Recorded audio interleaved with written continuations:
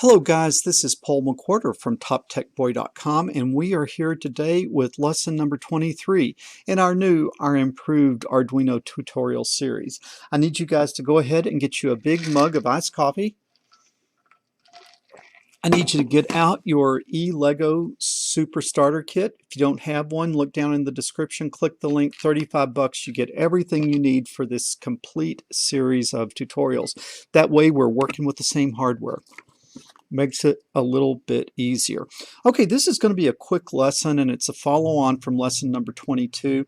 And in lesson number 22, I was showing you that the active buzzer is very easy to incorporate sound in your project. The active buzzer in your eLego kit is the one that's black on the bottom. The passive buzzer is green on the bottom. So get the one that's black on the bottom. And also make note, if you look, there is a plus and a minus on the top. There you can kind of see it. There's a plus. That needs to go to the plus voltage, and the negative needs to go to the negative voltage. And so I have the negative going to ground. And if I get the plus wire, I can just plug it into 5 volts. And you can see that it turns on very easily. Well, in the earlier lesson, I just showed you that you could kind of turn it on and off.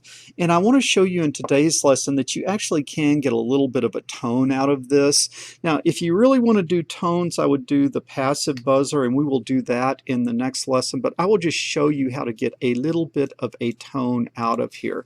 And so let's come over and let's start coding. I think this would be a good view. And so we are on pin 8, so I'm going to call buzz pin, or I say int. Int is buzz pin is equal to pin 8. And then I think that is all I'm going to need.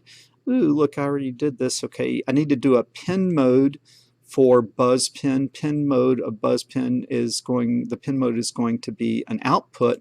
And then I come here, and what I can do is, I guess I need two other variables. I'm going to have an int, and I'm going to have a delay time 1, which I'm going to set to 1 millisecond. And then I'm going to have an int, I'm going to have a delay time 2, and I'm going to set that equal to 2 milliseconds. And then what I'm going to do here is I'm going to create a for loop. And if I have a for loop, I am going to need a counter. So I'm going to come up here and say int and create a counter j. Okay. I'm not going to put a value because the value will be set in the for loop. So for j equal 1. Loop as long as j is less than or equal to 100, and then j is equal to j plus 1. All right, open the clause. I hit return. Arduino automatically puts in the curly to end the clause. And then what I am going to do is I'm going to say digital write buzz pin high. I'm going to delay by delay time 1. And then I'm going to digital write buzz pin low.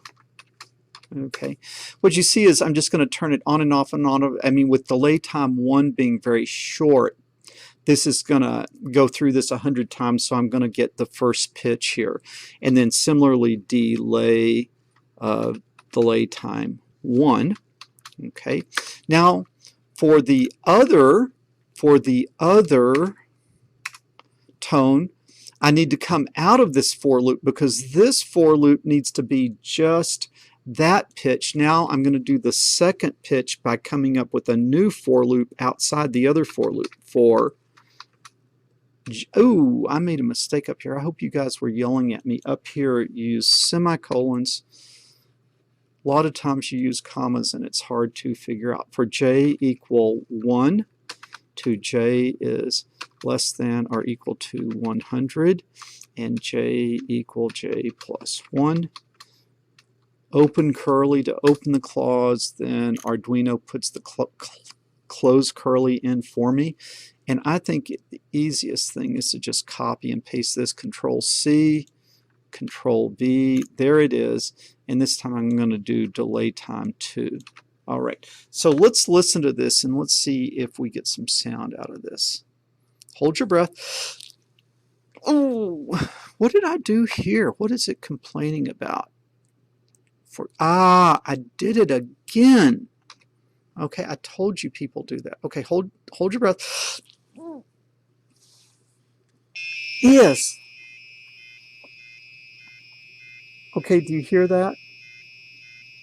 Okay, so you see we got a little bit of an alarm sound, very annoying. Okay, that's just showing you can get a little bit of a tone out of the active buzzer, but if you really want to do that, you probably want to go to the passive buzzer, which we will do in the next lesson. Okay, this has been Paul McWhorter for TopTechBoy.com. I will talk to you guys later.